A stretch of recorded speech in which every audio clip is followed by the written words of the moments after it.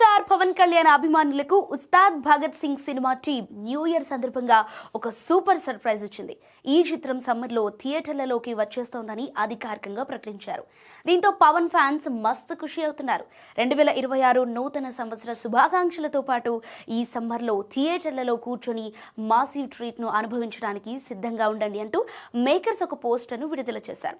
ఈ పోస్టర్లో Pawan Kalyan red colour shirt, jeans లో స్టైలిష్ గా కనిపిస్తున్నారు. ఒక చేత్తో గన్, మరో చేత్తో రేడియోని పట్టుకుని నడుస్తున్న లుక్ ఫ్యాన్స్ ను థ్రిల్ చేస్తోంది. దీంతో ఈ పోస్టర్ సోషల్ మీడియాలో తెగ వైరల్ అవుతోంది. హరీష్ శంకర్ దర్శకత్వంలో మైత్రి మూవీ మేకర్స్ బ్యానర్ పై రూపొందుతున్న ఈ యాక్షన్ కామెడీ డ్రామాలో పవన్ కళ్యాణ్ సరసన శ్రీలీల, రాశి ఖన్నా హీరోయిన్లుగా నటిస్తున్నారు. రాక్ స్టార్ దేవిశ్రీ ప్రసాద్ ఈ చిత్రానికి సంగీతం అందిస్తున్నారు. ఇటీవలే విడుదలైన ఫస్ట్ సింగిల్ దేఖ్ లేంగే సాలా ఇప్పటికే సూపర్ హిట్ కాగా ఆ పాటలో పవన్ డాన్స్ హైలైట్ గా నిలిచింది.